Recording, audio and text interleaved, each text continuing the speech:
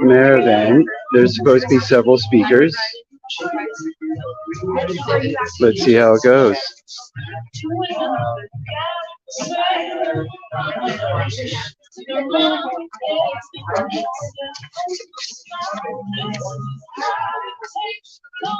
All right, hello human beings. Once again, I'm Sandra Ganja, here to give you vibrations.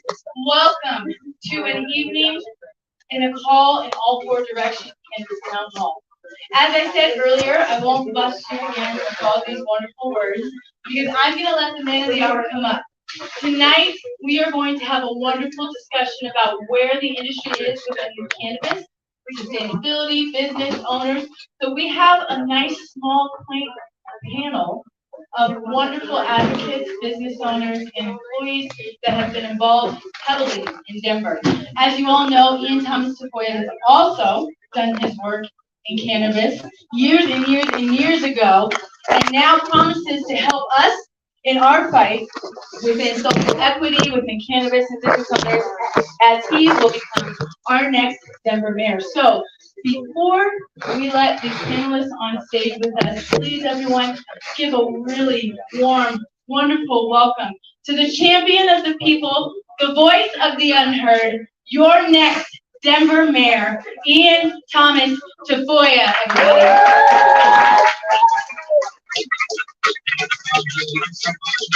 Thank you everybody for today. This was an idea that we came up with back in December.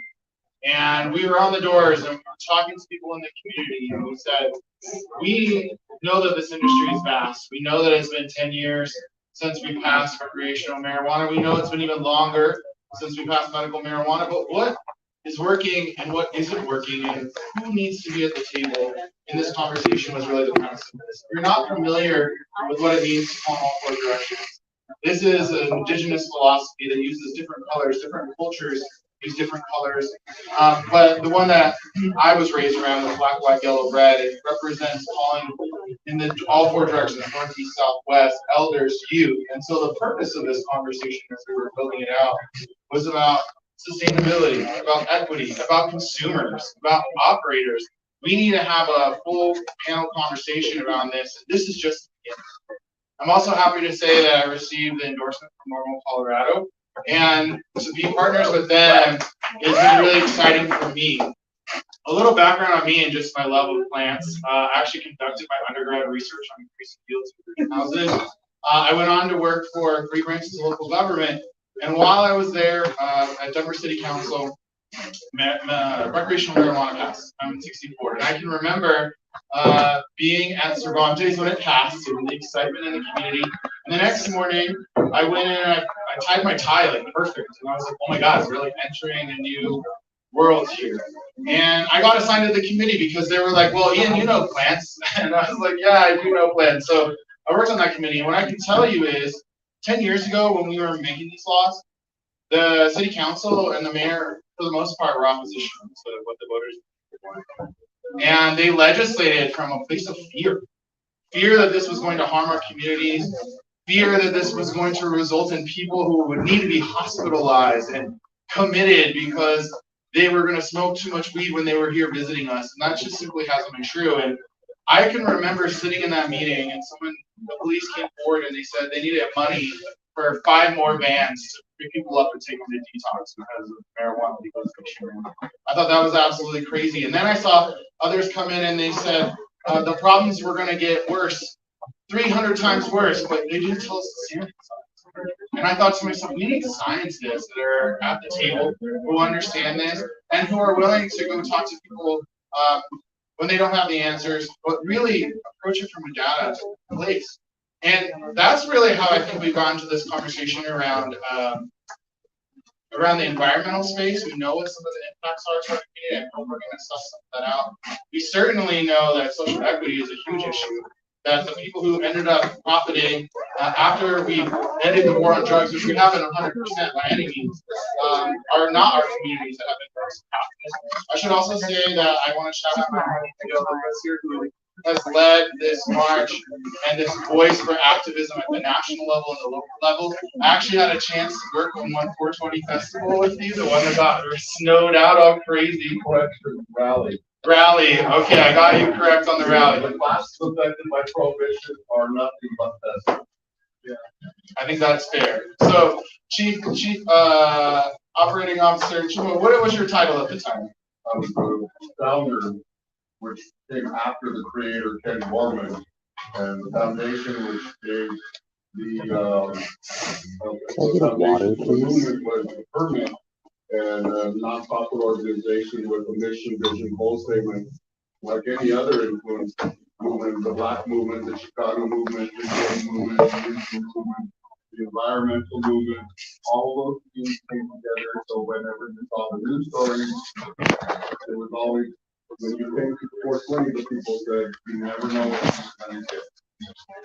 And we strongly, like yourself, we represented the indigenous communities first with an hour-long ceremony, and took a strong stance against white supremacy. Well, Miguel, I can't thank you enough for the work that you did do, and that was a fun opportunity to get a tag along with that. It was unfortunate in the snowstorm that changed everything. But what I can tell you is that was a wild day too. We sat at the table and we had to make hard decisions with prices on us and money was on the line. A little bit else about me, I started my career as an educator. And how I actually got involved in working with plants is I went back to Colorado State University and I'm a horticultural therapist. If you're not familiar, think art therapy, but with plants, putting your hands in the soil. And I had this vision and this dream of helping people grow food, helping them grow their plant medicines, and giving them the psychosocial talk therapy at the same time to themselves. And how I ended up in the government, I got pulled in to work on an urban agriculture initiative and it changed my life. My day job now, I work for a company called Green Latinos. We do environmental justice work, we fight air, water, water spills, and we push back, thank you, against the worst polluters in our community, like Suncor. And the state itself, which has allowed this environmental racism to occur for so long and impact our community. So, my big issues are regional cooperation. A lot of our issues that we face, air quality, water quality, housing, they don't know a boundary that we draw on a map in either Ohio, go to work on that. Fair housing, of course, environment is the center of everything that I do, and public health and safety. And I think that this exact conversation about the drug war and the appropriate use of medicine for our people is exactly what public health and safety is about. I'm gonna invite everybody up here, and I just want to say one last thing that I had a chance to actually work on a documentary called Public Enemy Number One. And it won the LA Documentary Festival. It's all about the failed drug war. We interviewed every drug czar back to have a conversation through the lens of marijuana. And these laws were meant to penalize our communities. There's no doubt about it. The anti-war movements, the Black activism, and all the other activism that you just heard Miguel talk about. So with that, I'm excited to welcome up our panelists. We're gonna let them all introduce themselves. We have some questions here, and maybe, just maybe, there might be some questions at the end from the community, and I'd love to hear them. At the end of the day, I see my role as the mayor of Denver as being listen and take action.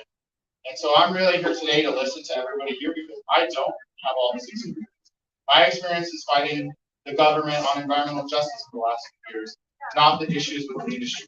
So with that, I'll bring everybody else up that's here. Sandra, is everyone here? All right, we've got almost everybody here. So Sarah, get on up there, you guys. We've got Area 420, the color of cannabis. Jazz, the owner of Jazz is here. Come on up, you guys.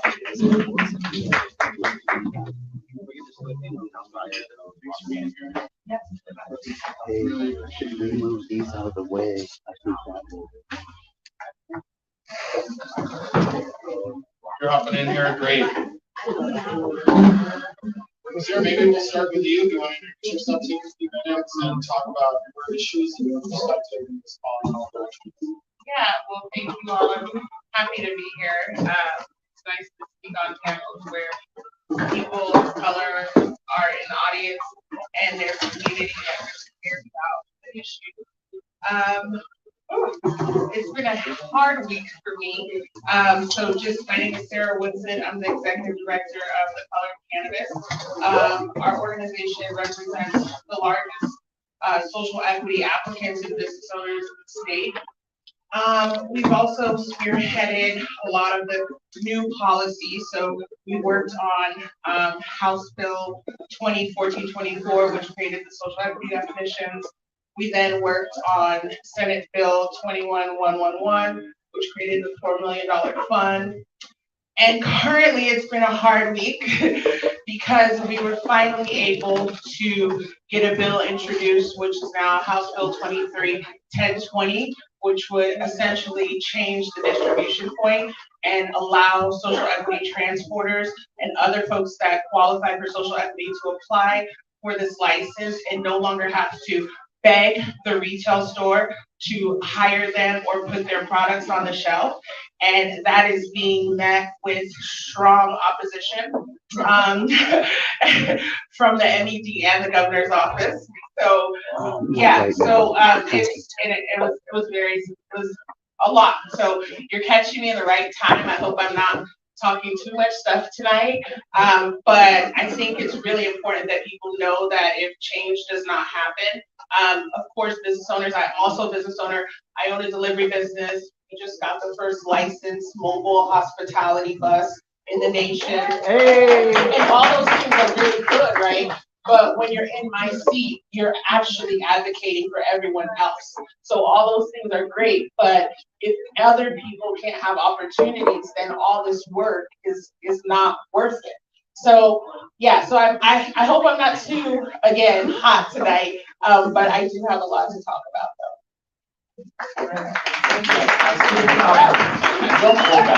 This is meant to be a space for the audience, people who are gonna watch this later, to truly hear people's perspectives, because I think a lot of voters and a lot of people, they don't know about these issues. And they're gonna see the sound bites that they read about in the paper, and they think your perspective is completely different. Thank you. I'm Mike Biggio with Area 420.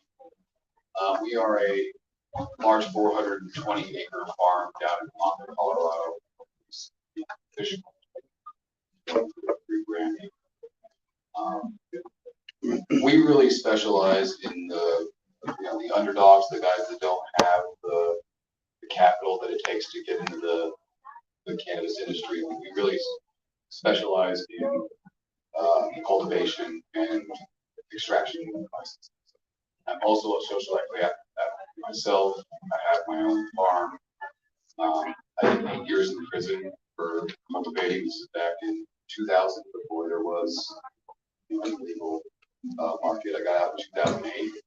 I was able to get into the industry doing basically what they in prison for. And then when the new regulations came in, demand all of that. So, this whole social equity thing is important to me. I don't feel it because I'm a felon that they owe government or anybody owes anything to me. I'm more in this for, when they made the decision to go legal, they really sidelined, kind of laid the foundation. So now we're in a situation where social equity is on the table, but it's a little late. There's no distribution. So I'm concerned at the direction the social equity is going.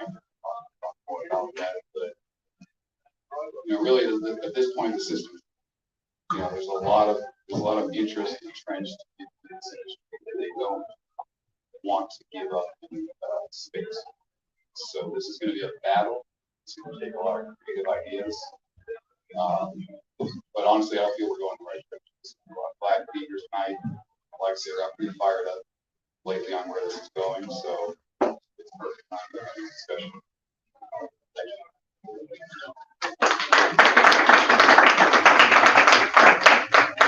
Well, my name is Josh Davis. I'm the owner of Jeff myself, Colorado's only full service gift bar. I sell this smoke weed for it's pretty awesome. Actually, social equity license holder. We've all had our issues with the racist. But I do think that if we all work together, that again we can continue this war on drugs, because that's where we're at. It's just now we're fighting back, and we're the ones doing the fighting, and it's not the government telling us this government should do it. We've done our own brains, we've done our own research, and we're not ready to fight back. And now we're going to bring this fight on war on drugs and legalization. Because people like us, or people that the government says, no, you guys are too dumb to do this, we're going to do this, we're going to do that. Screw all that. We have the power now. We're the smart ones. We're taking it back. The war's about to begin. Come in with me. I supply it. We're smoking. I love it. That's what I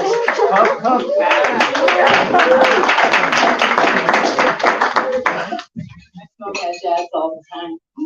Damn right. Y'all should too. I'll be quick. I'm Sandra Ganja. I am like you guys, a consumer. I started out as a bartender. I now work in the boardroom alongside Wall Street people for cannabis.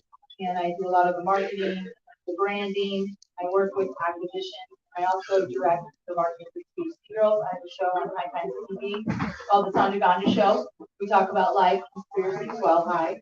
And I am in number 2 fan, number 1, but I'm not like number 2 back there. I love and support everything Ian has done for years and years. So I am just behind every single one of these people. I'm a big fan, and I have also struggled and been like a little guy in the industry, been booted out of so many deals and watched a lot of mom and pop shops not survive, and I fought for them and advocated. I'm also a patient and a lupus survivor because of cannabis and vegetables. So I'm excited to talk about that. And we have a couple other speakers I think are just running late. Hopefully they'll be on their way. My good friend Eli Riddell, who's been in the employee industry for a very long time, and Addison from the Women's Cannabis Chamber of Commerce. Hopefully she will be here soon. But we're gonna jump into the questions. I think you wrote the slides, so we'll see if we can get through them all. What have you seen in Denver, or I mean, down in Colorado and in Denver, to educate the public about responsible cannabis use? And particularly for young people, is there anything more that we can do to ensure that we further these efforts to educate the community about? Let's start with you, Sarah. I'm here to tell my voice. Yeah, well, I actually sit on the Colorado Task Force of Drug and Impaired Driving, and I've worked with CDOT closely over the last 2 years. So I think that CDOT does do a good job at educating folks on responsible consumption. I know just from a state legislative standpoint, there's a lot of dollars that go into that. So I think they do a good job. But I think, there's a misconception around like youth use and how kids are actually accessing cannabis.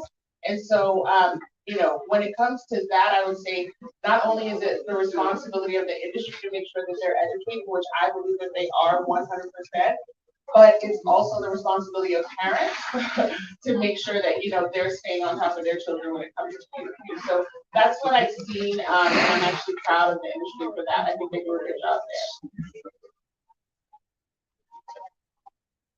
I'm not well versed in this issue, but I think, legalization would be the best way to prevent this. I remember as a teenager, I had no issues getting cannabis. So, I think we're on the right path as far as that's concerned. I actually have before I got into cannabis, actually, unfortunately, I had a law enforcement background. Back in a former social service worker. So I would go into schools and I would deal with kids and whatnot. So we would talk about it, especially as the state legalized and all of this change happened. The problem is they were teaching what the state told them to teach. They were preaching what the government told them to preach. The same old story, the same old nonsense. And none of it was accurate. And I, as a marijuana user, would be looking at the stuff that I know. That was straight garbage. You're not going to have sex with the devil. I promise. It's just not going to happen. It's the same propaganda that I always wanted to teach. And so I do think the state does a very good job at teaching kids about abuse and all of that kind of stuff. Teaching kids about abuse. The problem is the stuff that they teach is garbage. Again, the people that are teaching this stuff don't use it. They don't know. And so until we get actual people like Eric who consumes, teaching people, writing the curriculum that we are using to teach people, nothing is going to change. We're going to continue to sing the same old songs just to a new generation, and no one's going to change anything. So we need to change what we're teaching. Right? Marijuana is not bad. You can smoke marijuana. It's okay. Now don't do it until you're 21 like everything else. But guys, it's okay to use marijuana. It's not going to make you this worthless piece of crap that they say that it's going to. It's not going to make you dumb. I put my IQ up against any one of theirs any day of the week while I'm smoking weed. I guarantee you that I'm just as smart. It doesn't make me dumb. And so until we change what we're teaching, we're going to have the same old results. But I do think we have the process down well. We just need to. I think we've come a long way from Reefer Madness, of course, and I do agree. I have watched, I started at cannabis running dispensaries in 2008, where we were not allowed to talk to youth, we were not allowed to even expose that we were giving our dollars to the schools to help them out. Obviously that's changed, things are different now, but I will say that dispensaries, retail owners, bartenders, advocates can only do so much. We're not allowed to just walk into a school with pamphlets and say, hey, I'm Sandra Ganja, and I teach you that weed is really cool, but you shouldn't smoke it until you're legally of age, all right? Great. You can't really do that, or else the cops are going to figure out. I do know that. I have done things like that. I have brought CBD to some of my patients at the Children's Hospital and been super arrested. So, and then I resisted. So, those types of things, the public needs to understand that we can only do so much. By the way, we're working. We're at that. So I think we need the public help too, not to put it on the community again, but we all kind of rally up and have our voices be heard. Hey, can we speak to you in this manner? Your billboards are okay, those are cool, but I would like to tell my kid, I have a daughter and I'm not ashamed. She knows what Sandra Ganja is. She's mini ganja, but she knows not to touch it. That's medicine, right? And she understands that it's a plant to grow, and I plan on continuing to teach her that in the future. So I don't think there's anything wrong with that, but of course there's the opinion that comes into play, right? And so let's just stick to the facts, which is the law, and so it is up to the parents, like you said, and I do think we kind of need like a mascot for the high schools or something, There was kind of effective as far as, now we have shirts that we created all the time, so it's nostalgic. So we should have some type of formula for teenagers to show them that, hey, you can have a career in it, you don't get a felony beforehand, right? I teach cannabis class at St. Louis University. And this stuff is legit. BU has a cannabis program now. Our future mayor was talking about cannabis is legit. It is a legit career. It's a legitimate industry. And the more we legitimize it, the less power the government has to say, hey, these are people that no good, you can't do that stuff. And so no, again, it's not us. It's all of us who are fighting for this planet to show the world what it is. As long as we continue to educate, because we're the ones who use it, we know more than anybody else. As long as we continue to do that, we'll get stuff moving in the right direction. But it also starts with people like Sarah, who's in the trenches working with the people who don't know what we know. The biggest issue with the Airman program was that it put cannabis in the same class. I remember growing up, you smoke cannabis and you think that that's not that bad. Well, then maybe they're lying about everything else. You realize, well, some of those are really not. So I think in today's age, we at least have that going for us. You see that this is an industry. It's much more like alcohol. Right? So for the same reason that they can't drink, it's the same reason they can't consume cannabis. But at least they know that this is an option when they get to that age. And I think that's how it should be presented. This is an alternative to alcohol when you come there. Yeah, and I can say that youth use isn't up. It's actually the way that they're deciding to consume, which is now more concentrate edibles, which is why last year there was a bill that essentially ravaged the medical market in an attempt to protect youth. So it'll be interesting to see if there's any increase or decrease in the next 12 to 24 months after essentially the medical market is pretty dead right now.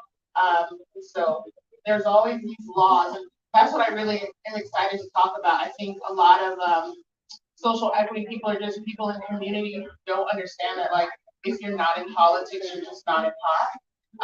From the words of Wanda James, that's the first person I ever heard say that, and I was like, what does she mean by that? But now I know. I really, really know. So a lot of this stuff happens at the legislature and on the local level. So there's issues, then there's rules, then you figure out what the unintended consequences are, and then you start all over again. Well, thank you. I really appreciate that. And again, I love what you're saying. It comes back to laws and governance and having people who have experience in governance. I do have one follow-up question. That's just around language access and language justice when it comes to education. You know, we're outed as a world-class city. We have one of the largest international airports right now. And we also have a wide variety of people who live here who maybe are monolingual speakers. Do you see the government making any effort to educate these people, especially for those who live? So are you asking specifically around Spanish speaking and how they're, doing labels and making sure they're in English, Spanish, or just any language? I mean, I think it's an open conversation, and my website's in like 4 or 5 languages right now. We know that we could do even more of the schools, so really pushing that. Spanish, of course, I think is a must given where we are in the country. Yeah. So I think that, there's more stuff coming out that's around language justice, but it's really interesting because when you're not the person being affected by the deficiency, you don't realize that it's even an issue, right? Mm-hmm. So for a long time, I didn't even realize that was an actual issue and something that was an injustice. So I think, the state and the city, you see now more marijuana things that come out that are in Spanish, but when it comes to like any other language, there still needs to be work done there, at least from what I've seen.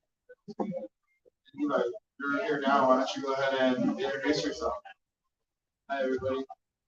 Can you hear me? All right. Hi, everybody. My name is Levi Redo. I am a lead down at the Herbal Center. I've been doing cannabis industry work since about 2010. I started with trimming, moved my way up. Lead work. I've been in the industry from 2010. Well, I also just so you know, I opened up the conversation on calling in all 4 directions. I don't know, maybe you might want to share anything about calling in all 4 directions. Yeah, I mean, you mean like ceremonial wise? What did you want? Like, well, I talked about how, it's called the youth elders and get to call everybody together and call it the best solutions. But ceremonially, I think would be interesting too, because I think there's an intimately deep part about cannabis consumption and medicine with indigenous cultures that do not think has been adequately acknowledged with the capitalization of right, and that way, in that sense, there's different medicines for different people, and everybody uses them in different ways. I had this conversation with somebody, and I noticed that there are a lot of people who use it in a sense where they can, they feel like this like spirituality type thing, So in some sense, some people do calm them down and relax them, and they're able to be in, a place where they want to be. It's not for everyone. Honestly, what I've noticed too, not cannabis consumption. But there are a lot of people, American people, that we definitely use it every day. And it's something that has been done traditionally for a long time because we adopted it from the people who gave it to us. So in that sense, there are other medicines like peyote and ayahuasca and things like that that are starting to become available to people nowadays, and this, like, I feel like all of it all has something to do with the spirituality in it, somebody always finds some way to use it. Well, thank you. I think we'll move on to the next question, which I think we've been probably talking about for a long time. Like, this is multiple Can you parts. open up the individual, subject to the public, comment? You mean at this exact moment, John? Have a discussion on the indigenous, subject. Is there something you'd like to share? Yes. Yeah, we can make that happen for you. As we have the discussion around marijuana, not cannabis, the etymology of the word itself is truth. So as we look at the etymology of marijuana, it's a Nahua word from the Aztecas according to the Oxford Dictionary. So as we continue to demonize Mexicans through the prohibition of marijuana, which was the first law in 1920 in El Paso, Texas, not to control marijuana, but to control Mexicans. So you see, in the beginning, that's why I talk about, when we talk about indigenous things, let's get rid of this word cannabis, because let's be frank, it's only been used to make it powerful for white people. Because marijuana has always been associated and demonized by being associated with those Mexicans. And Mexicans are indigenous people too. I am not Hispanic, that is pertaining to Spain. I am not Latin, that is pertaining to Rome. Those are only languages that were given to us as to our slave masters and owners that were for Spanish conquistadores. So as we continue this discussion, let's get rid of the word cannabis and stick to the word marijuana in its origin and its indigenous form of being. So, and then as we continue these discussions about kids, I'll wrap this up real quick.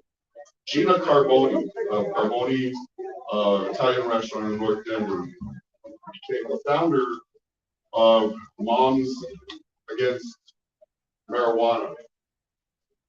Coincidentally, their family was in the Italian mob who was pushing heroin in the Chicano communities at La Raza Park, where Corky Gonzalez had to tell them to stop doing it.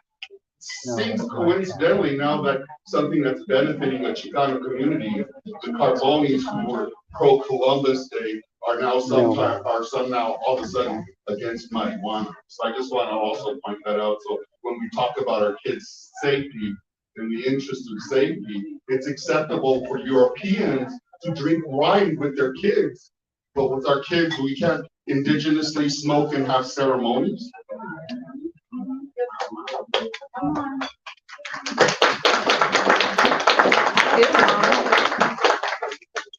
That was Rex join us up here. I know you have a lot to say. All right. All right.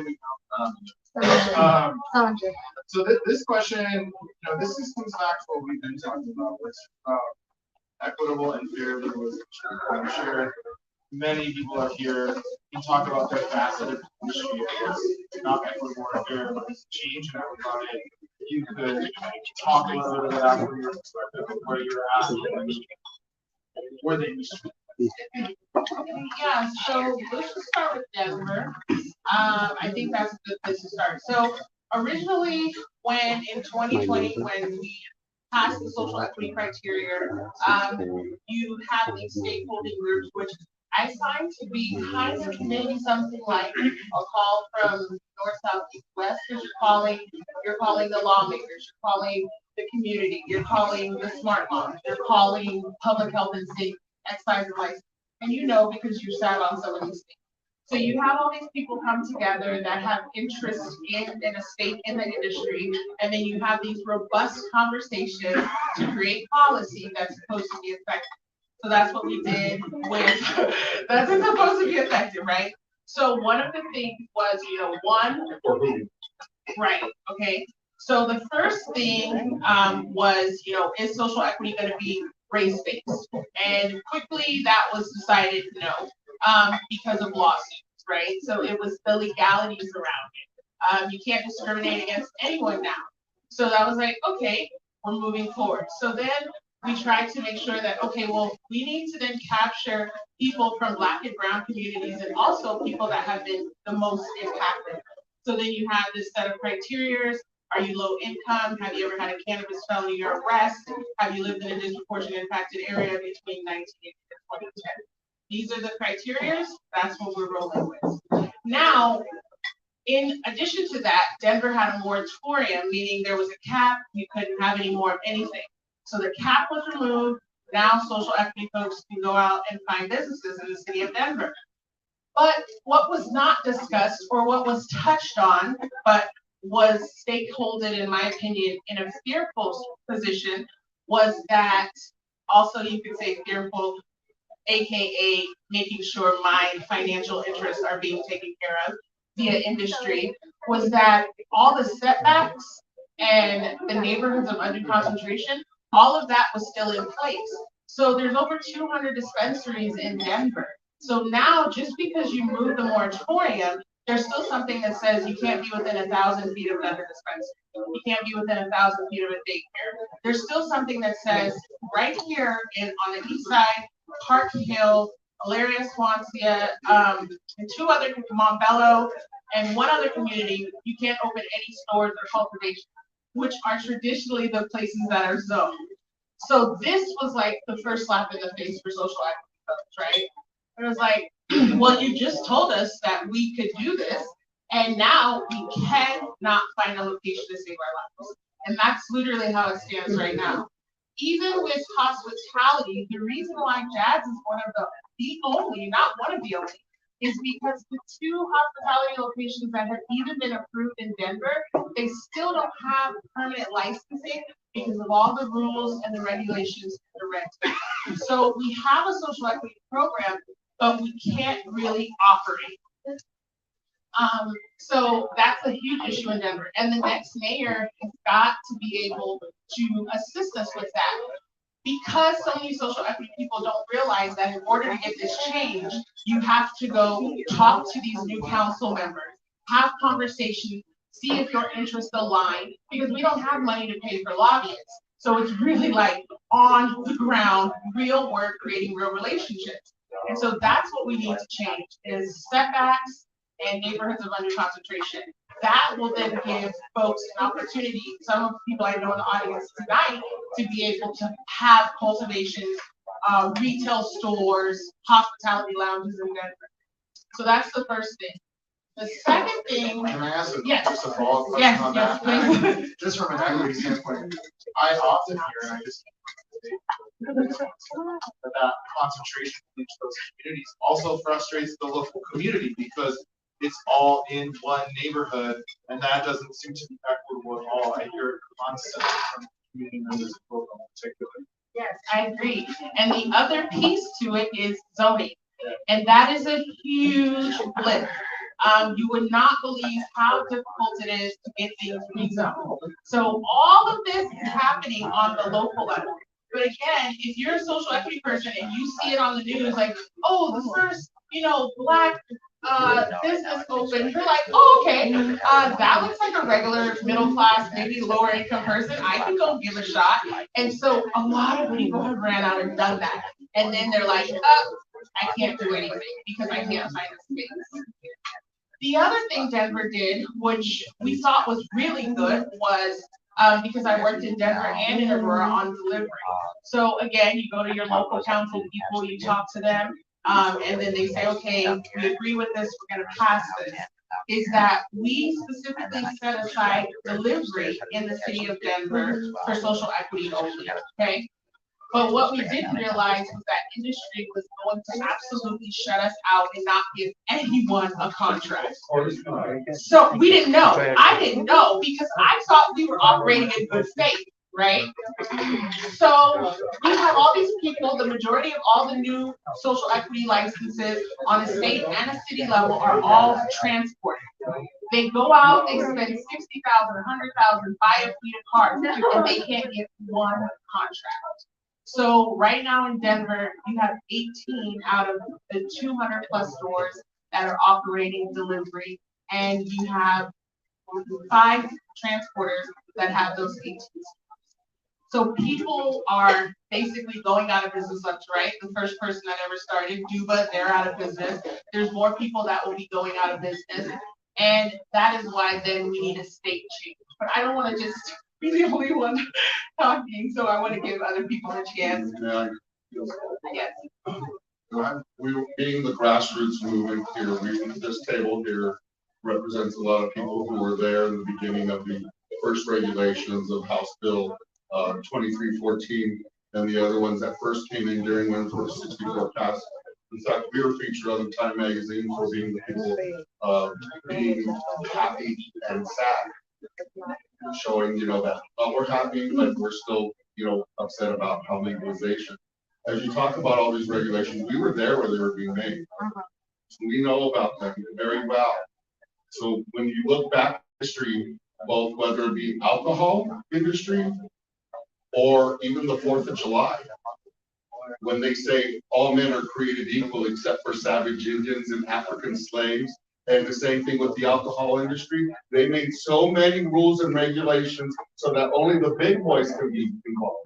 And those rules had economic injustice impacts on people of, I'm sorry, Black, Chicano, and all other people and poor whites. And Governor Hickenlooper then, he's really racist. A lot of people don't know that Giuliani sold a policy to Denver called broken windows policing, which is stop and frisk in Denver. If you drive a car with a broken window, failure to signal, he bought that policy from a copyright policy from Giuliani. They are collaborators, they are cohorts. The two-party system is basically a two-headed monster that drinks from the same trough when it comes to white supremacists. And so when they were legalizing that, Governor Hickenlooper abused the MED to target a lot of Black, Chicano, and other industry dispensary owners that were trying to be legitimate business people, and he shut them down. You know, so as we go on forward and talking about these things, we know what they're there for. These regulations are there for big business that support white supremacy. Yeah, I mean, I would definitely agree. I'm in a very interesting space because, like, when you're the Black woman that's in the room, you have to tone, you know, you're policing yourself. Other people are secretly policing you. It's passive aggressive. So, you know, I always try to say, well, what is it that you're saying that we have to do? And then let's go do it, right? And so with this new bill that we have right now, which is House Bill 231020, which would now save a lot of these people's businesses and allow for another distribution point other than the oppressor, the store, because there's people right now that can't get products in stores under no circumstance, and they happen to be Black and brown people. So with this, we've done everything right. We've stake held the bill, but you know, we were told basically, do you understand the powers at the Capitol? Do you understand the realities? There's no way you're ever going to do this. I think even folks that have been around before me are kind of shocked that we even got this far, right? By the grace of God. And so we get into this business committee, we have 5 hours of testimony, 50 plus people. It was so heartbreaking and powerful at the same time that 2 Democratic women voted against us, but 2 Republican men voted for us to get out of business committee. So this whole time, MED has said that they're going to stay neutral, they're not going to say anything. And then here we are getting ready to go to Finance Committee where our bill is starting to get legs. And now we have MED and the governor's office tell us that they're going to go to Finance Committee and tell them that we need to postpone this for another year to have proper stakeholding conversations with the people that are refusing to give us contracts or put our products on their shelves. So I agree with you. I mean, it is absolutely embedded in white supremacy, and that's why white supremacy is able to continue to reign, because it makes absolutely no sense what is going on right now. We've done every single thing right. We had nothing but white people against our bill, and we had all Black and brown people there supporting the bill. And it's just crazy to me that the NED has this social equity policy advisory work group, which I sit on, where they're helping us to create policy. But in actuality, they're really kind of overseeing us and making sure that we don't do anything that they are not up, one step ahead of us. So, that's been my reality this week, and I'm disappointed because a lot of these people I consider to be friends and colleagues. And so when you get a bunch of disenfranchised or medium income, lower income people that you're setting them up, and then they do everything they're supposed to do, and then you move the goalpost, because that's what's happened now. We got it there, and now the goalpost has been moved. And the unintended or the intended consequence of that is that a lot of these transporters are going to go out of business, and I hate to say it, but the program is going to be a failure, and it saddens me so bad because I worked so hard on it, but I now am dealing with the reality of white supremacy. So yeah. Well, keep up your fight. Thank you. When they tell you can't win, we've shown we can win. In my own personal battles at the Capitol, we passed the Environmental Justice Act. We went on to pass 9 more environmental justice bills for next year. Just on Friday, the governor committed to all of the recommendations, and of course, but I really appreciate your experience. I'm on your team. Thank you. Thank you.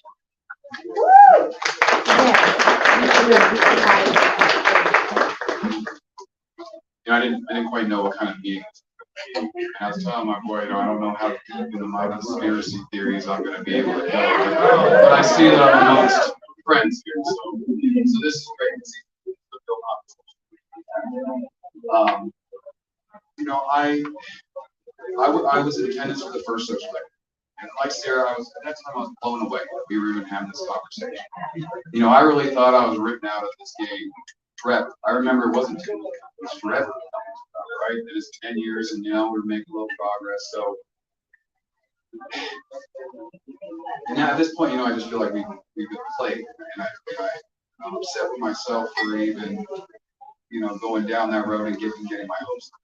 So, the sad state of affairs right now is that I believe that the social equity movement is in high note. And you have the interest in the room of some of the strongest voices that are actively shaping these policies. And I believe, this would be a conspiracy, I believe that they have been actively pushing social equity applicants into the licenses they don't want. I put it like this: we're being fed scraps from a table that's no longer eating the way that they used to eat, right? Now they're still eating very well, but it's not the way that they were eating a couple years ago. So the way this whole back from their own valley. Exactly, and they don't want to give an inch on anything. There's been talk about setbacks, different creative things we do. They don't want to budge, and it's one thing that, I understand they're against our interests. I can accept that. Fine. What I find sleazy is the fact that they have infiltrated these groups. They're not only opposing us, but steering people's lives in directions that are ruining their lives. The delivery, these guys aren't making money. I reached out to these guys. It was a failed business plan from the beginning. If they're not going to mandate a third-party distribution and transport, which I don't know if that's the way to go, but without that, why are we putting people into that box? Right now they're actively steering people out of any part of this industry that has any meaning. This last meeting I was able to attend. I watched it 10 times. I couldn't sleep. I'm so upset. It's a coordinated effort, and you can tell that these people have been speaking in the back rooms, and they're coming to these tables and they're playing us like a fiddle. They're playing the Med. I don't exactly claim the Med. I don't think that's where this is coming from. It's entrenched industry groups that are steering this. That's what's happening right now. They're actively trying to keep people out of the production, of the cultivation, anything that's going to have any kind of impact. Right now we have huge opportunity. We are still pre-interstate, pre-global market. In many ways, we're still before times. And that's why I'm so passionate about making something happen right now, because there is still a chance for for social equity to get a piece of this pie before this game does open up. And right now, the dispensary owners are the gatekeepers. Those are the entrenched vested interests. Many of them are vertical, so that, even further complicates things. But they don't want to let people in. If you notice, the prices at the store haven't dropped that much. For all this chaos and market structure you're talking about, store prices are relatively the same. It's the producers that are getting hit. They're the ones that are getting slapped. So, and I think this is a failed model. I look at the alcohol industry, and I study this because I think a lot of it, there's a lot of parallels, specifically the time after Prohibition. How did those guys position themselves to be the companies that you see here today? Because they were all a bunch of people like that, bootleggers, outlaws, that were able to make that transition. How did that happen, right? And right now, all the powers that be and the money in this industry is so focused on the retail. I think you're making a mistake. Does Jim Beam or Coors Beer notice or care if the liquor store down the street is a business? I would argue that they don't, right? Because the branding and everything comes from the production. So I think they know these kind of things. I think they've been positioning themselves poorly. During COVID, these guys, they took on more debt. They went kind of after this Amazon growth model, growth over profits. They weren't real businesses. They were just the same. And now it's catching them in the ass, and they're scrambling. When the 1020 bill dropped, I noticed something definitely changed since you dropped that bill, because they're no longer being sly about it. They're on the table in a strong way, and I think they're freaked out. So, competitors, this would change. This would. In order for us to make this fair, it's going to have to take from them, and that's what they don't want. They do not want to get. So, I think I don't want to take too much time, but I think there's a lot of other solutions on speaking of this area more, but we have a chance. We have to fix this before interstate and global opens up, or that's it. We're entirely. So we have a small window here. I don't know how long that is, but now's the time. I have to disagree with you at MED. They are costs, and the taxes that we are overtaxed on goes to the enforcement, keeping black and brown people who are selling over the guise of this legalization. Actually, use Court Amendment 64. Mason Tver, when I asked him originally in the first Amendment 20, I said this is also affecting classes of people of color. Mason Tver, I will say it again, said we are not interested in people of color's interests. This is big business and big government, and if you think that big business is going to lobby any evil people that don't have licenses, they just flash on them. Why did you us propaganda on the media of how many black and brown people they were proudly arrested in Pueblo, Colorado, because they had so much fucking weed? Big fucking deal. Okay, I think I'm more speaking in the social area. It's my take. I have my a lot of critiques of that. Going after people who want to sell weed, but they can't achieve it, and so if they can't achieve it, then go through overregulation. What do you think of overregulation is? White supremacy is about power, which racism is about power, and people don't want to give up that power for what black and brown people once had. Yeah, my experience with the MED has been good. That's why I'm really disappointed here, and I'm disappointed because they told us that they were going to be neutral and stay out of it. And when we were in that business committee and we really needed them to show up to answer questions, they didn't. So now to turn around and say that they're essentially going to go to the finance committee and tell them that we should wait on it, that is what's disappointing and upsetting for me. But my experience with them hasn't been negative or bad. But at the end of the day, do I believe that they were lobbied by their friends? Do I believe, because what's being said is that we didn't properly stakeholders, that's the big thing, the process. And it's like, we did stakehold it, and you understand that this is failing, and you're right, it's failing. And I read something yesterday where someone said, this would change the regulatory system that has been in place for the last 10 years. And it's like, yes, do you not understand that? That's why I love that equity and equality. I didn't watch it, but a lot of people don't understand that he posted something on LinkedIn about equity and equality. You don't understand the difference, right? In order for there to be equity, someone has to give up something. If what you're saying is that every time we get something, the industry that's already existing and has operated for 10 years should get something too, then we're never gonna be at any kind of level playing field. And so, you know, they're like, oh, we have 23 stores, but if you allow these 30 people to even get this license, which still requires local control, which is a whole nother ballgame, we'll be out of business. So, you know, MED, no, I haven't had bad experiences with them. I would have wished that they would have stayed neutral. Like, if you couldn't show up to support us, then don't show up when we get to round 2 to hurt us, essentially. And by them doing that, they very well could hurt us.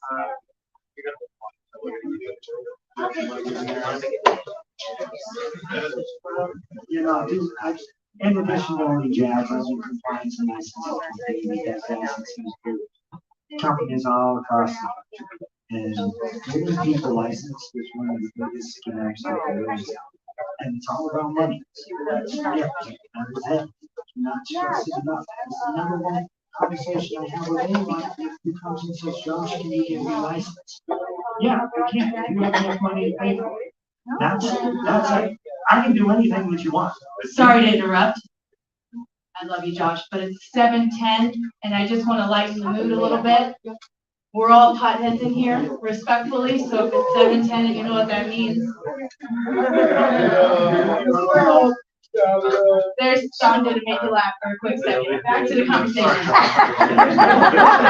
You know, so the state of Colorado, this is something like criteria, boom, boom, boom, now go. We'll get 64 cannabis in the state of Colorado if you choose to opt into the social equity program. Okay, right now, to my knowledge, I think there's 2. Adams County and Denver, that's it. And Denver screwed us off because what they did was immediately rewrite the regulations. Right? We went from a 500-foot distance, which is easy. Right? I can find you locations all across the city of Denver, 500 feet away from whatever rule they put out. We changed it to 1,000 feet, and they did it on purpose. Okay, they went over to their personal zoning and they said, hey, look at your big books. Where can people on this 500-foot rule get a license? And they said, all right, do 1,000 feet. So we moved all these pens. And then we said, let's rock 1,000 feet it is. Good luck, social equity applicants.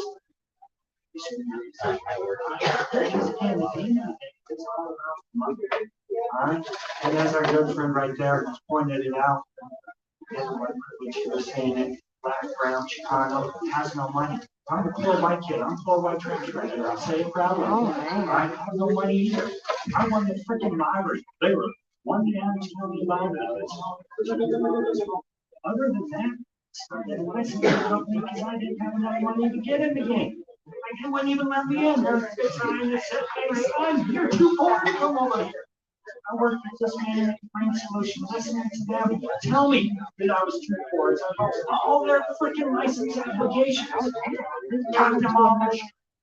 And they tell me, just do it. That's what it is. Money. Well, guess what? We all get started buying our little pennies. We got way more money than and if we do that again, we have the power to win this war on drugs. All right? But they put us all against each other.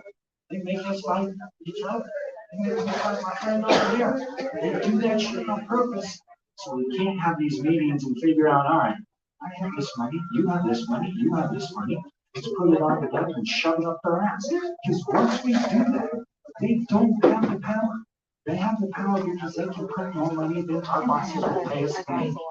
That's what it goes down to.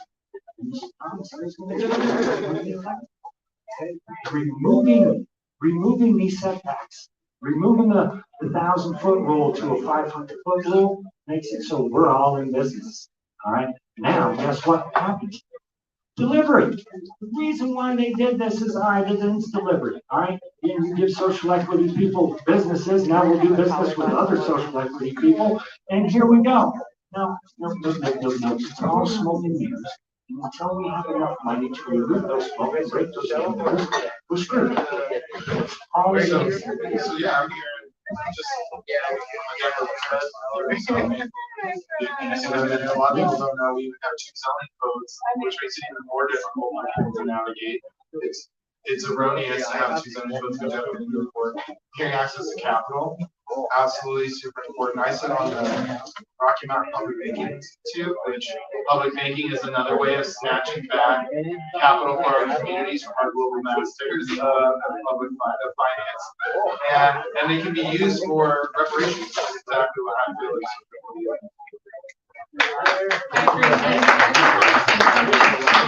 is that community is definitely needed. And we need an industry group. And it doesn't have to be led by the color of cannabis. It could be something that all of us come up with, file the paperwork and do it. But we absolutely need an industry group. So marijuana industry group is the largest, most powerful industry group, and that's all because of money, period. And if there are 150 social equity applicants, if we're even putting $100 there per month, we can afford to really have an opportunity to fight this battle. Luckily, we are working with Samantha Wall, which is a great human being. I've worked with her. She's taught me how to like volunteer lobbying and all that stuff. I have a knack for it.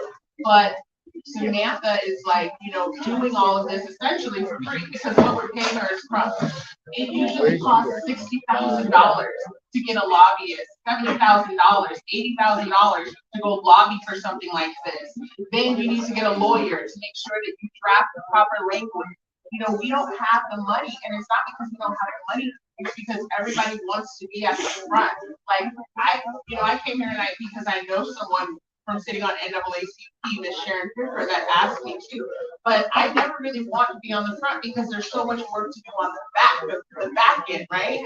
And so we need to come together and put our dollars together because we have to have a lobbyist in this industry that can lobby for our laws and our legislation. Because if you don't change the policy, we're having pointless conversations.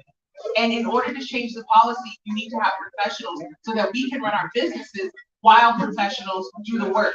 My businesses are always on the back burner. My husband's sitting right there. Has actually made the local regulations. Exactly. So I wouldn't even call for it with the collaborative. No. Whatsoever. But they're social. They're the ones in there just, lobbying against it. Yes. But then the other thing that people need to be aware of when they're watching propaganda on TV, they're only interviewing the marijuana industry. They're not in that's another term when I'm interviewed in the media period, is that I do not want myself to be defined as an industrialist. I am grassroots. We follow the books of Jack Herrera, marijuana can save the planet, but it's not. We look like a bunch of hypocrites.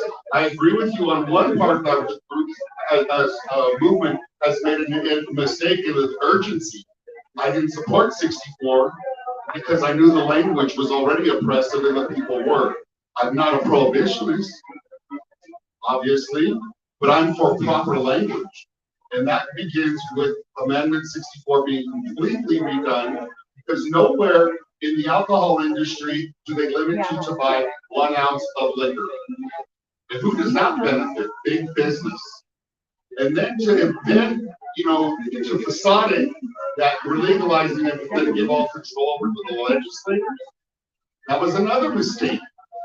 What do you think they were going to do? They were the people that were against it, including Mayor Hancock, including the Democrats, black and brown, who were the Democrat party goers instead of the progressive Bernie Sanders type people. I don't play identity politics when it comes to racism. I don't vote for people who are black or brown. I vote for the people who are going to represent equity.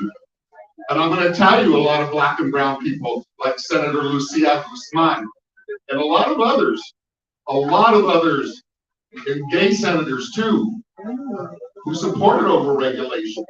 And shame on them. So I'm also hearing small business legal service. And I hear not just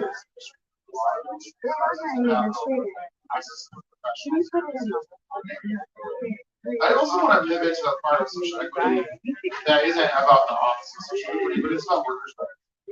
And you worked here in the industry. My grandmother died of overdose. Never smoked a day in her life or worked in the fields.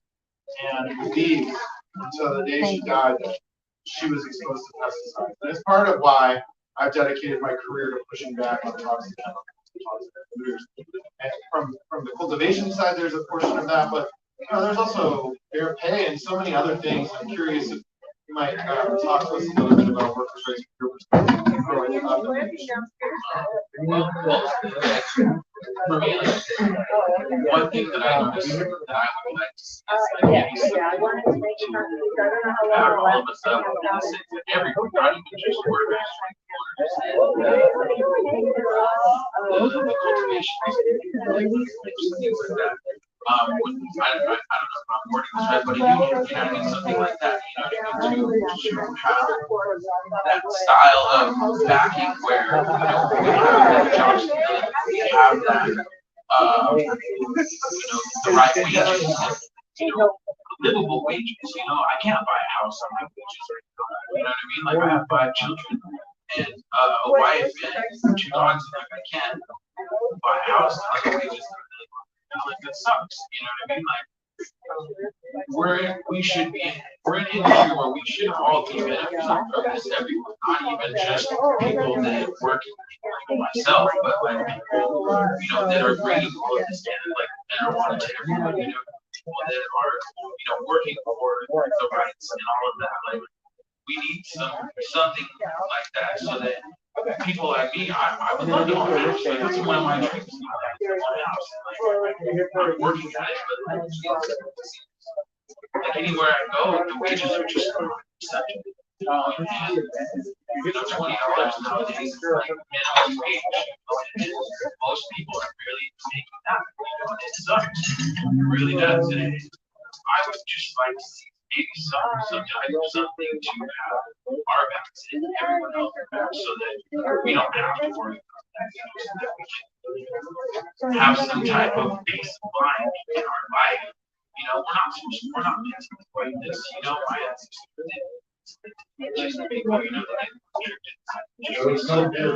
so that this can, that's what I'm saying. Like, you know what I mean? Like we were treated inside in those treaties and then they stole the land.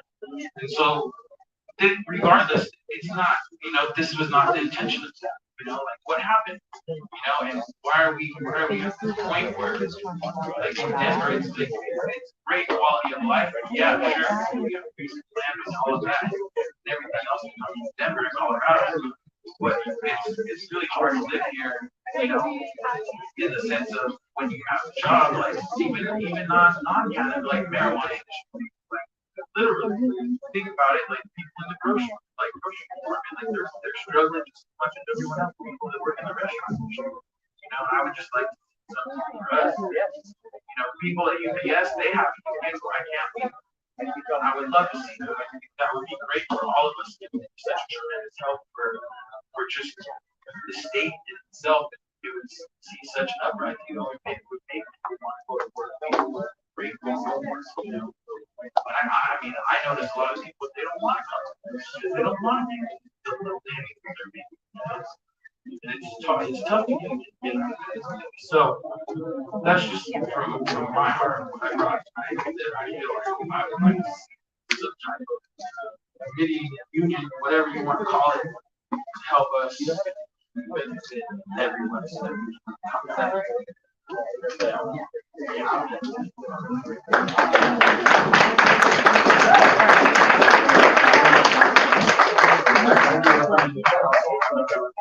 You're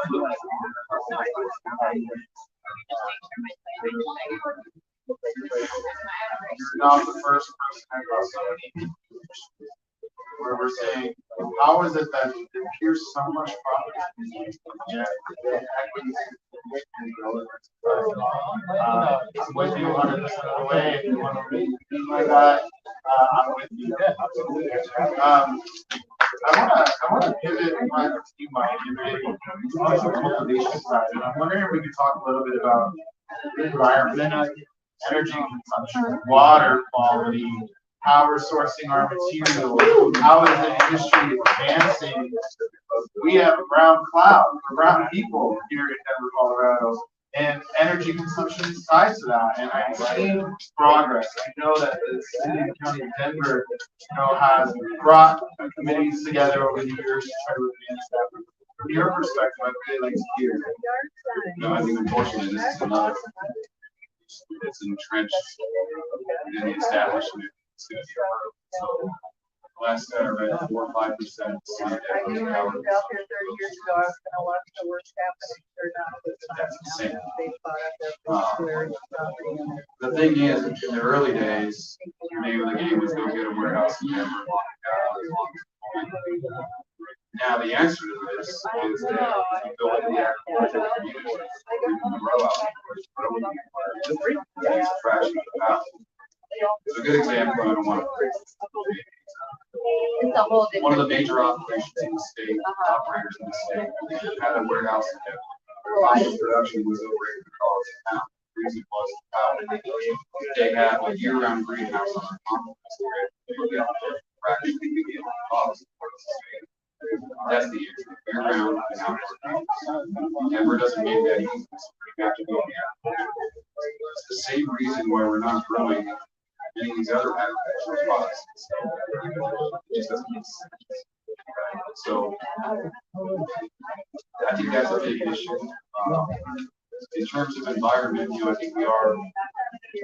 I'm very proud of the fact that the cannabis industry is highly restricted. For a lot of years, I always tell people I was grabbing my daughter grew up next to a cannabis farm. And pretty much any other, the Valley Lions, potatoes, the alfalfa, they fight. It's like disgusting. We don't do that. We're not allowed to. So in terms of all of the farmers on our complex, whenever, however this ends that ground, it's going to be not worse. So I think that's the power of sustainability. We use fraction of water. It's a big deal.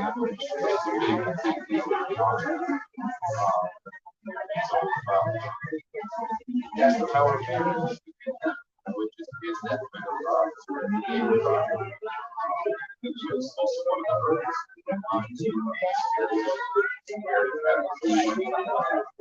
of the soil.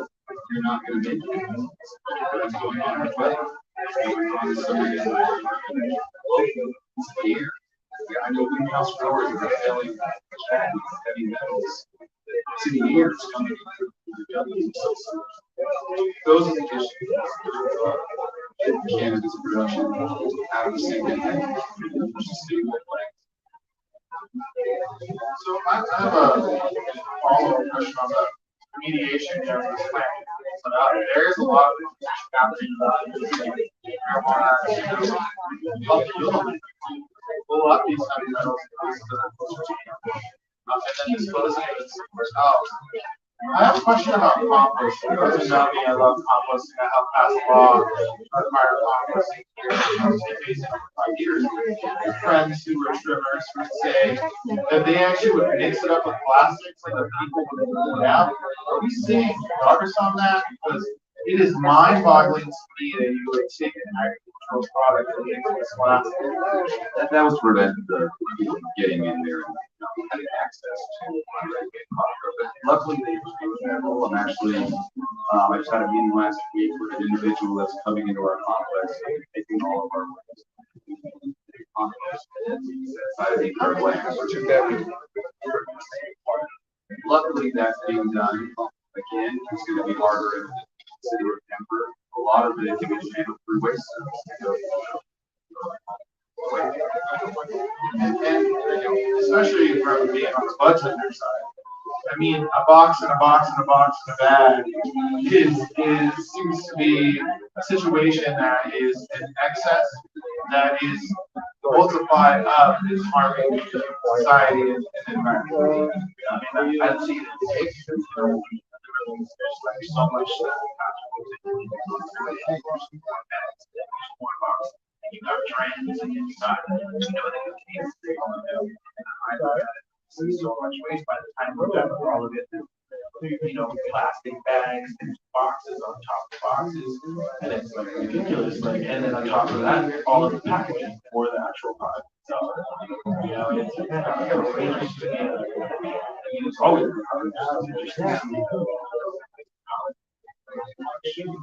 how much trash we accumulate. Unfortunately, that's a regulation. No, of course, absolutely. I know that. Absolutely, it's a regulation. I wish we could do something. I wish we could, that's what I'm saying. You should see the younger generation goes to the hospital. If everything you just described, then you throw all that shit away because they're smoking that right there. So your flower that comes in these nice little greenhouses, they immediately go in my trash can. Because the product keeps it running outside. The amount of waste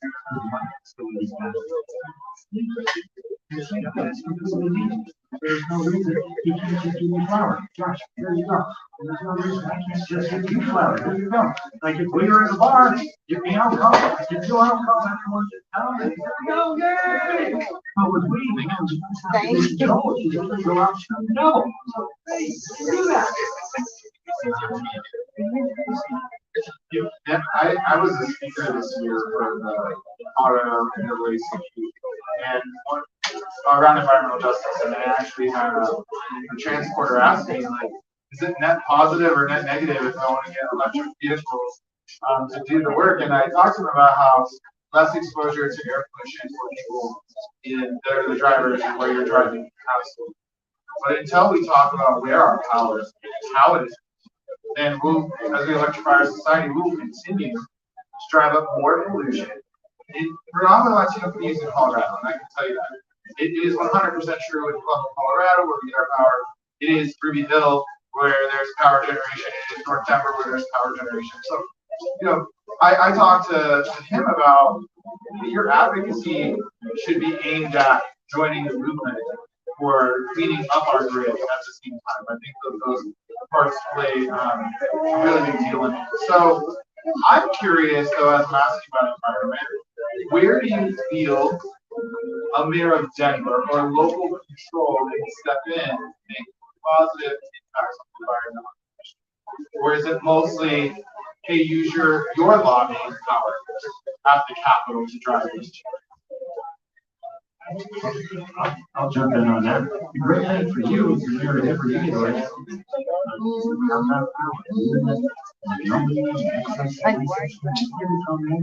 Make sure that rules and regulations. State gives you guidance. That's the state. Here's what we say you can do. But you're going to see step for judges in the hospital. So people are going to say, you do regulations, who's going to do something? It truly lives up to your individual rights. Now, we need someone who's actually willing to do that because in the 64 counties, we don't have any. The town that we're in, is exactly like that. Our success and the moves we've been able to make is that very special relationship. It's a county that we're within. It's a whole, right? And that's what we're fighting across. So local government has a tremendous amount of power, assisting and do things that people wouldn't think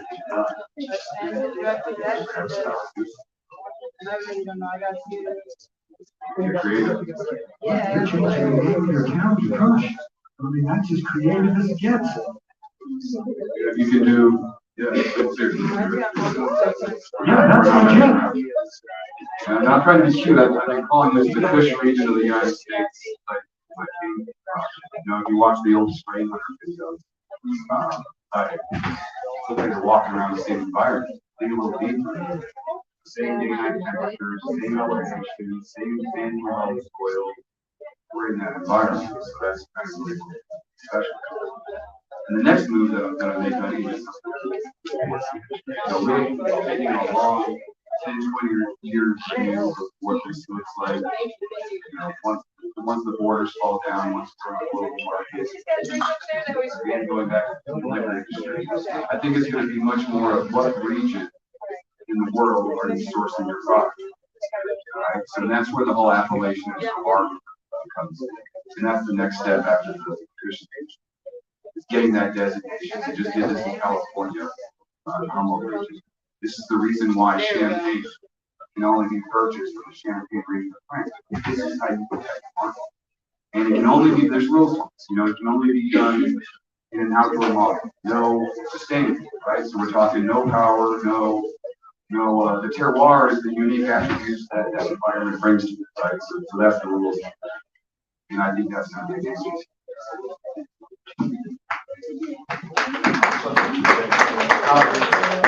So I have another question, and that is, let's say you're beef, and it's day one.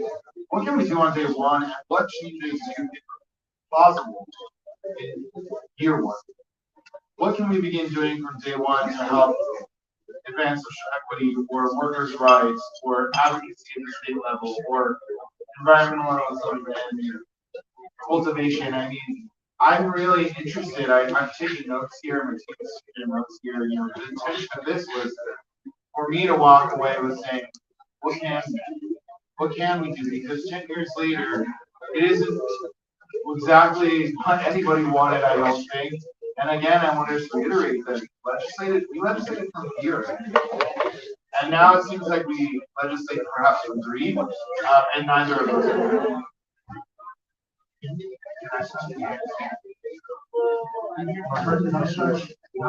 We heard that saying way back since we were little kids. Not much is how that was one of the things that they actually told us to start with college.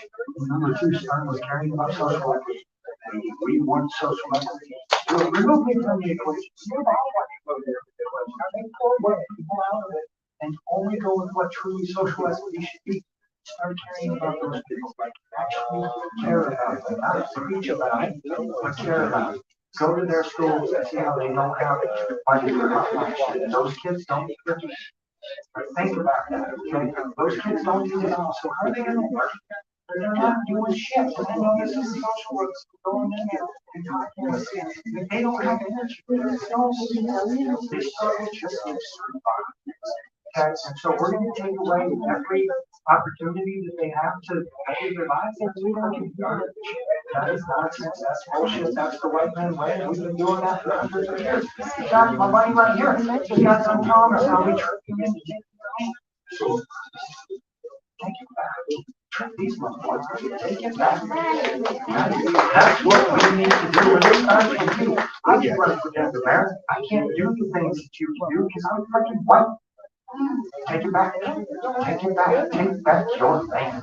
It starts with you. It really does. And so if I was you, I'm taking back my shit. And I'm giving it back to my neighbor. And then we can go from there. Let's go. Well, for me, you know, when I think about what the mayor can do, first of all, I'm excited to have a new mayor, a new council that actually can get along, that's not pretentious, that knows how to be diplomatic. I think it's really important that when you're in these positions, you don't let the ego get the best of you. And what I learned in the cannabis industry from doing grassroots political advocacy is that there's way too much ego involved in politics. And it's and in the cannabis. And it's unfortunate because you have your constituents with needs, wants, desires. And if this person didn't vote yes on your bill, then forget all these other people that need this yes, you're not gonna vote yes on their bill. And then there's arguing. And so, you know, that's the one thing that I see now when I look at the politicians, just the whole makeup of that is like, these are normal human beings. But it's very important that, you know, when you vote them in, they're really emotionally mature and they have the capability to make decisions even when they don't get their way. And so that's the first thing I want to see in Denver. But the city council and this new mayor is going to have equity as a priority. And once that comes in place, then we can talk about automatically, and I don't necessarily think you need to remove setbacks, remove neighborhoods of undue concentration, because there needs to be a balance, right? So if you want to go put a new dispensary in Alaria, Swansea, and people don't want you there because it's overcrowded, if you're not from that community, if you can't give back to that community, if you're just another person coming in to make money from the community should have a right to say no, we don't want you here, right? So I think we need to create a waiver for social equity that says you can go into these communities if you have community backing, if the community isn't against it, you know, some kind of community agreement. What are you actually going to do in the community when you come there? It's already too many dispensaries, so what are you going to contribute, right? Or are you just there to take money? And then, you know, most notably, there's now this Herman Malone Fund in Denver, which is $50 million, is now going to a separate state fund to essentially help minorities start businesses through venture capital. I think we really need to figure out how to set up a fund from marijuana tax that actually helps social equity, because, you know, I also run the City of Denver Social Equity Technical Assistance Program. And so the one thing that we know is you can have as much technical assistance as need, but if you can't get proper funding and if you can't find a location, then the technical assistance does not matter. And I'm saying this, and that's the thing, like this stuff is real for me. This is not some the Black woman money grab. This is real for me. So if we can't get money and funding, then the technical assistance doesn't make any sense. So I think we need to have funding, and it should absolutely be coming from the marijuana tax cash fund. And I know people are always like, oh, well, you know, everyone milks the fund. And it's like, okay, but we haven't had an opportunity to get any of that money. So we need some of that money too. So that's what I would look for. Just, you know, a mayor that's diplomatic, a mayor that listens to everyone, and a city council that actually makes change so that Black and brown people can communities have their own costs that they can give money back. Because anytime you give money, you want to give back to people that you care and you love about. So this whole thing is really about economic justice for people of color to be able to have reparations through economic. Very quickly. It is about money for me. That's just the bottom line. And I don't shy away from that. I want people to get in the industry and to be able to experience it. And whatever you want to do with that, you can do that. Black and brown people need to be able to be comfortable to say that we're here to make money as well. And that's what it is for me. And I stand up.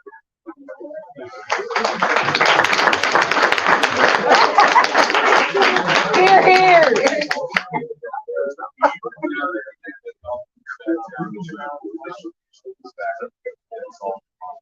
So Denver, the highest concentrations.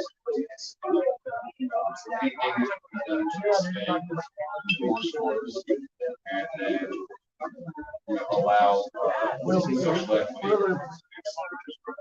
I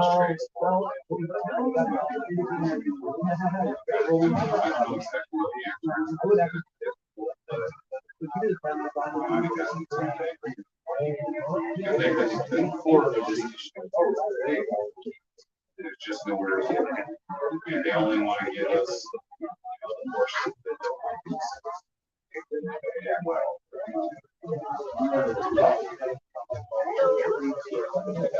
portion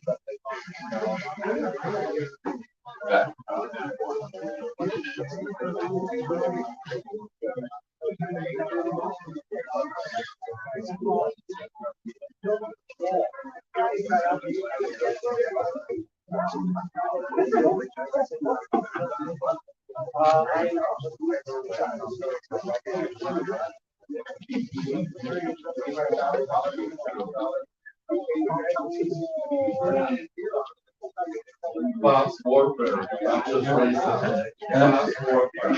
That's the, reminds me of another good point I want to bring up. Not too much relation to this, but perhaps Denver can do something. You know, they're getting ready to roll out low interest loans, and that's scaring the crap out of me because if you take a look at what just happened with delivery, had they had those low interest loans available, this would have been a far more tragic than it currently is now. These guys would have double, tripled down. And now, not only did they blow their funds, their families' funds, were invested, now they got institutional wrapped interest, which is going to destroy. Yeah, well, yeah, no problem. I'm never native, I'm never native. You gotta be real careful, because I think in the spirit of trying to do something good, the consequences aren't really well thought out. And this whole thing is just continuing to more and more trend. If we're setting people up, people are changing their lives, quitting their jobs, relocating, because they're being so free. And what's so aggravating is I see the players and damn well, they know damn well that they're controlling this conversation, and they simply don't give a shit about the lives. So at this point, I feel like it's almost better. If we're not going to do this right, let's not talk social equity at all, right? I'm going to turn this shit back in because I think it's a scam. I'm I'm tired of being played on this. So we either do this shit right or not do it. Yeah, I would agree with you on that. And, you know, as I said before, like, this has been my life's work for the last 3 years. I've always been very systematic about how I address this. I've always tried to look at every person's interest and try to, you know, come in the room and make sure that I'm representing people of color. But if we're having equity and no one's willing to change rules and change regulations that will allow us to get the equity, then we don't need to have a social equity program. It is absolutely a waste of time and pointless. And, you know, in my position, I've always been a business owner. I ran business since I was 25. So I spent the majority of my adult life running business. And so when I came into this, I already had the acumen, I had the understanding and the risk of what I was getting into. But a lot of people, they're not coming into that. So that's why we have these technical assistance programs to support them. But if you get a person with technical assistance, and now they've taken out a loan, they've cashed in kids' college funds, they've done all this thing, right? Part of that is, yes, they've taken risk. And if they fail, they fail. But what is horrible and sleazy about it is if you know that it's set up for them to fail, right? So you can try a business and fail, and that's fair. But if you make all the significant things that you need to do to get there, and it's set up for failure, then that is an absolute fraud, and that's unethical. And so we really have to fix it. And if we can't fix it, we don't need to do it. We don't need to do it.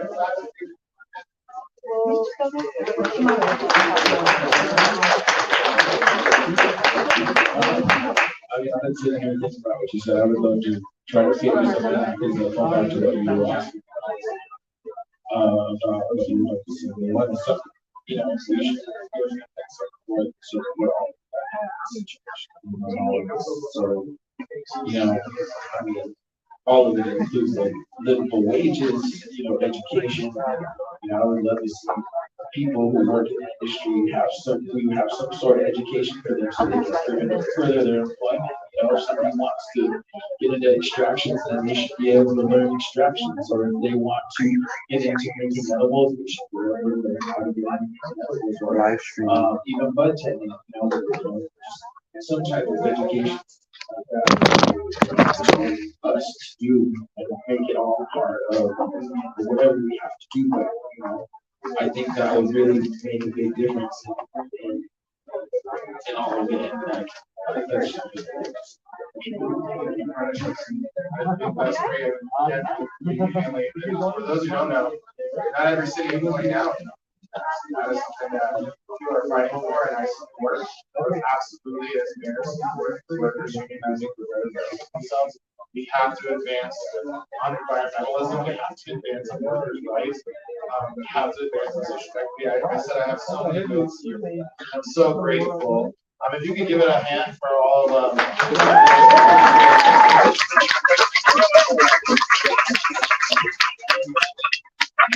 I also want to let you all know that shortly in about 5 minutes, music and serious about we're here also in Mercury Cafe for Denver Rocks the Vote, and it's featuring performances from 5 bands here in Denver in 2 stages.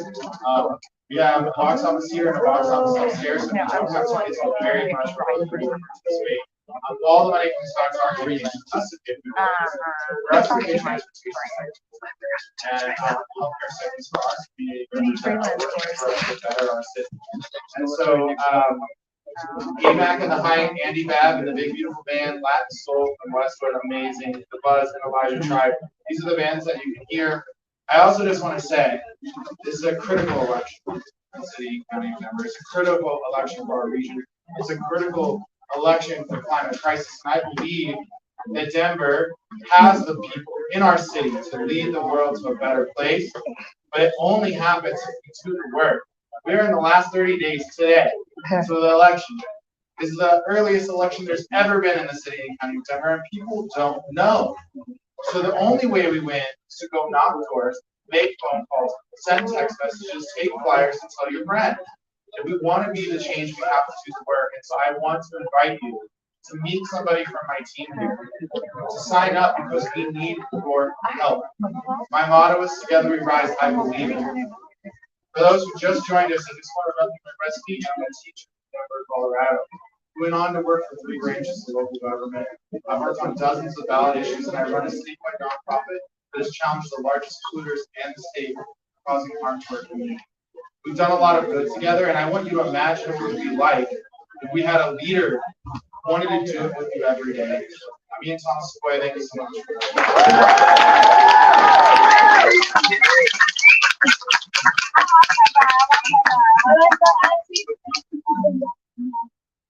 What? We just had a really great discussion.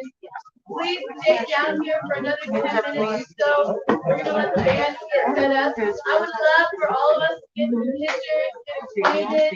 Everybody, please do not forget the People Power campaign. So get your phones out.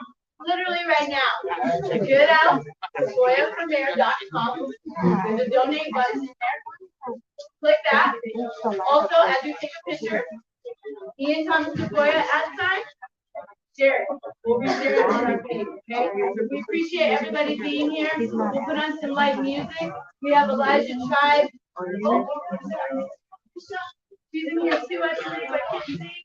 But they're gonna you guys just gotta make sure you hit the box office upstairs and invite your friends while we're at it. As we always say on my show, stay high Denver, stay high America. Thank you so much for being here.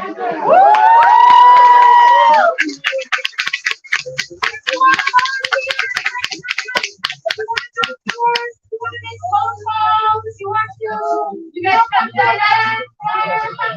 Come on here. Well, it's you're already in person. Hey, Sandra. Oh, great, awesome. That's exciting. I'm going to journey. Hey, I'm doing good.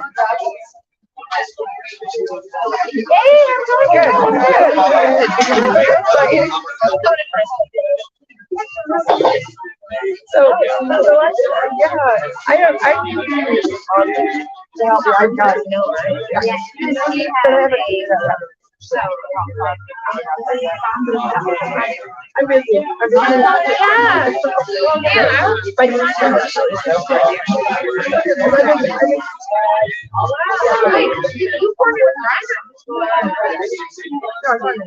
Actually, Rose, I need to get some more numbers for Rose. I want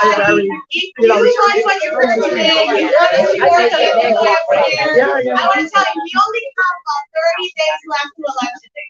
Election day is April 4th. It was on this table. If you like what you do, sign up to volunteers. You have to make a lot of work in our community. Also, if you like what you heard, make a donation. Support our campaign. Visit our website. Tell your friends and family to vote. And support Ian Sequoia.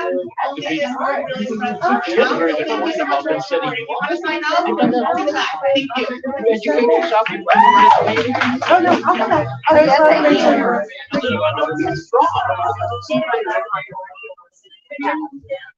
Are you gonna be here for a minute? I just want to step out and have a smoke. I just want to leave my drink here. Okay. Are you gonna be here? Yes.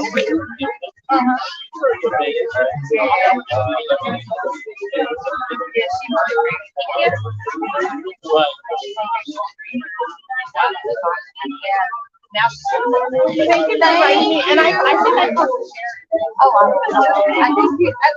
I think everybody knows. It's okay. I always do that too. Sorry. But thank you for having me out. Yeah, I definitely.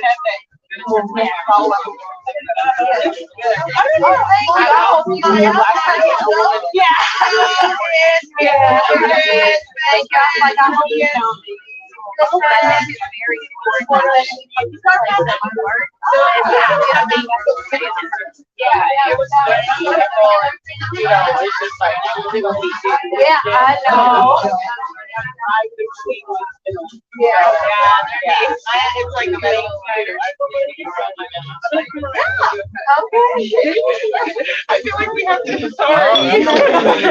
Somebody was talking like that sound more than Maya. I don't know. No problem. Yeah, we definitely All right, thank you. Thank you. Tell your husband I said hi.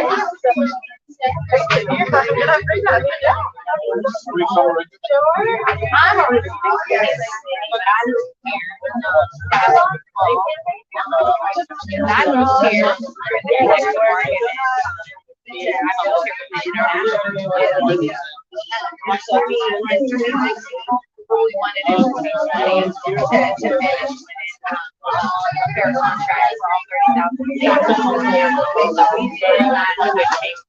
My mom is coming today.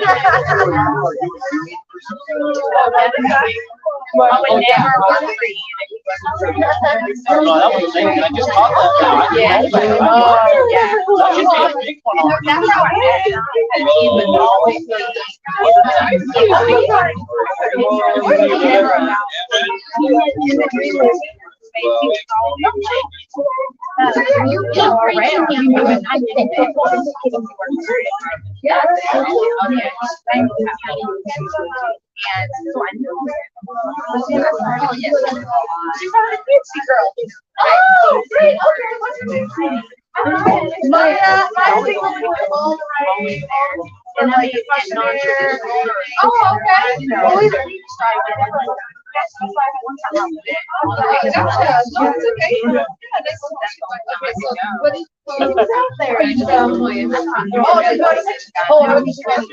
Oh, I got you.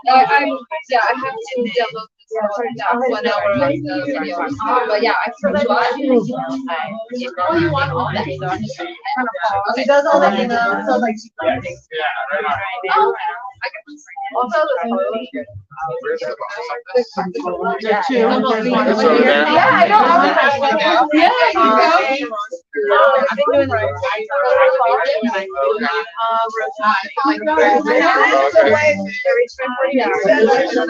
doing the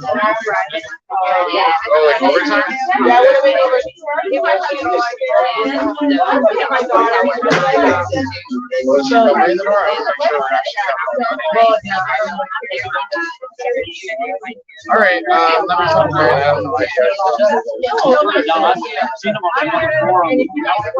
Those guys, I just want to make sure.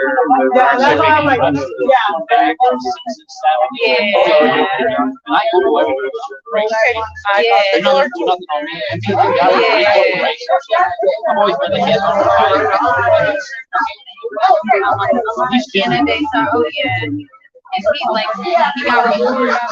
He got removed.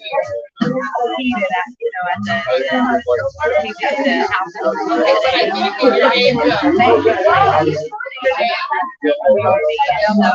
He was like, he's so authentic. He does. I get nervous when you get amazed and everybody upset a little bit. I don't feel like that had been really annoying.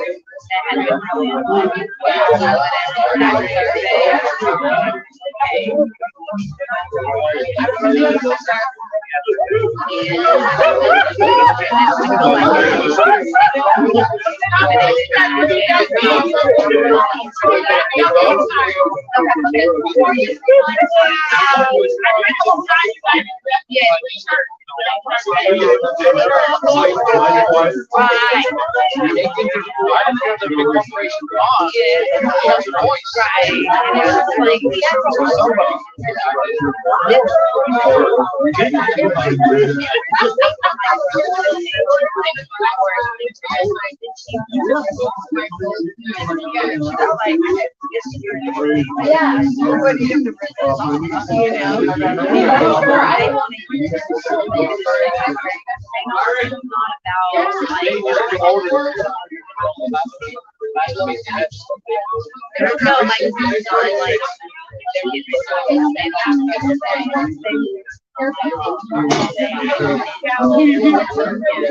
Like your outfit. Oh, like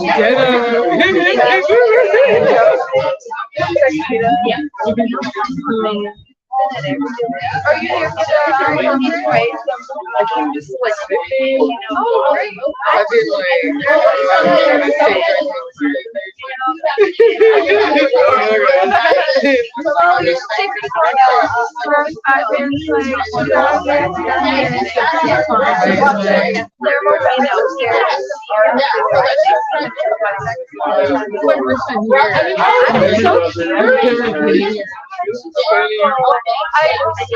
Second time here, and first time I went upstairs was tonight, and I was like, lights everywhere. No, I'm not. So when they're looking at you from the air, I'm looking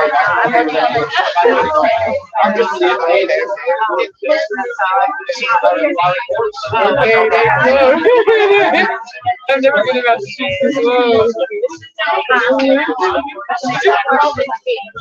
Yeah, I've been in my life on here. I'm talking about what I'm bad at. I'm looking on late. Just to be accurate. Here, I'm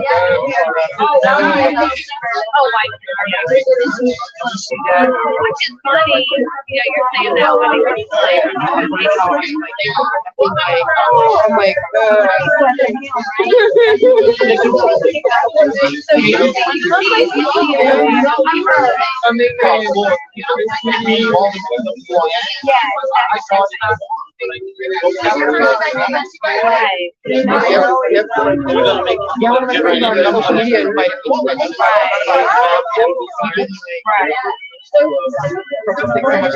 I'm kind of are in the same realm trying to get like same people to help. Yeah, man. I'm a little biased. Some people think that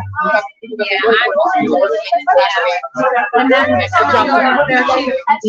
Nobody else is looking to make you so people really care about it.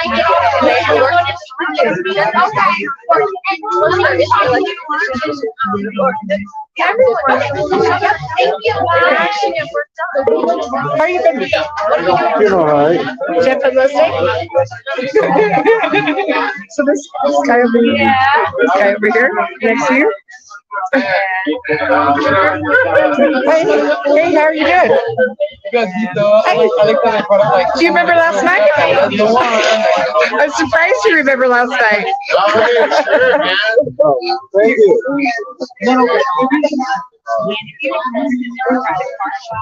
Thanks for working last night. Were you a performer last night? Just rocking out? Right on.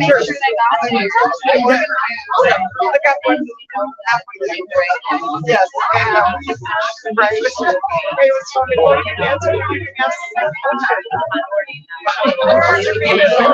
Vegas, you got you now. I remember talking to her, and there was just, you know, when it's going on the next one.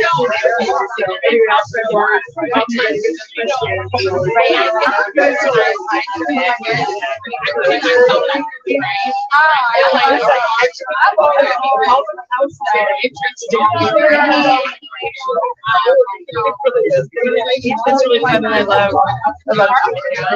Right now, yeah, right now your picture. the favorite thing is when I put them what's your name? Okay, you might be your name. Okay, I will. Yeah, I'm gonna start again. All right. What do you do? Oh, yeah. I was a full-time cannabis so I truly know the wear and tear it gets on your body as well. Yeah. Yes. Yeah, it was nice for me because I ended up walking almost 9 miles a day, which ended up being over a long period of time, 6 days a week, too much of my body. But I was like, I'm walking more than I ever have in my whole life, and I feel great. So Yeah, I did. I did chemist for Bernie Sanders a lot too. So, and then before this, Brian and I were doing the month of January was crazy. We did, we were doing like 8 tests a day. It was so cold, and we were in the office. yeah, I know. Step outside, so people were driving up. So anyway. Well, they're also upstairs trying to go on some upstairs. Yeah, I know. Yes. Yes, I'm going to go upstairs. But I think I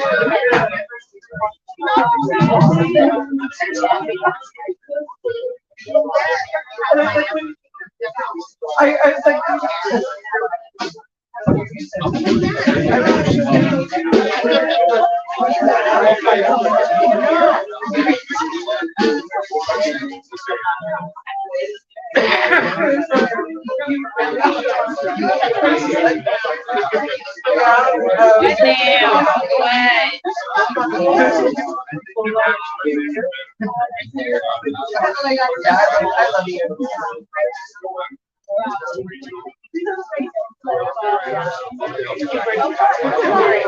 No, you're fine.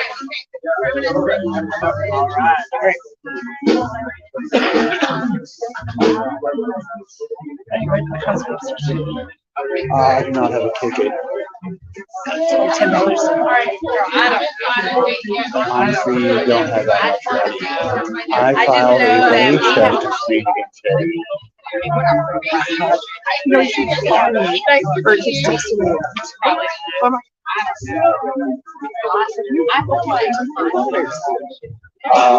I worked with him with a whole crew of people younger than me. One girl, she's only like 3 years younger than me. She's like 38. I'm 48, so 4 years. But anyways, everyone did not think they were getting paid. And then when I mentioned it to him, he called me crazy. I really don't like that. So I was like, hey, I'll just take my paycheck. So then I went and got the invoice. He told us we were supposed to get paid 20. We only got paid 18. But the girl, she did get paid 20. He billed for 25 in the invoice. He also billed for travel time for each person 2 hours per day, pocketed that. And he billed his own fee. Yeah, $25 an hour. And when I saw all that, and I was talking on the phone. well, he's gotta make money, but still, he's gotta pay you. Yeah. But the thing is, Whoa, what did he could have put his own fee at whatever he wanted, right? He could have So anyways, I forgot. I spoke to city council about it. I was like, you guys were overbilled. I was one of the people who passed out the flyers. It was a total of 50 hours for all the people who were working. I was working with them. You were billed for 88. You all were billed for 38 hours times $25 is $950. The travel time, we never got. Plus, there were 4 people passing out flyers, plus the manager. That's 5 people times 2 hours a day is 10 hours times 2 days is 20 hours. You all were billed for 22. So we were overbilled there also. Yeah. No, I won't ever work. Oh. Yeah. Hey, I'm calling this. Peace, love you. Nobody was.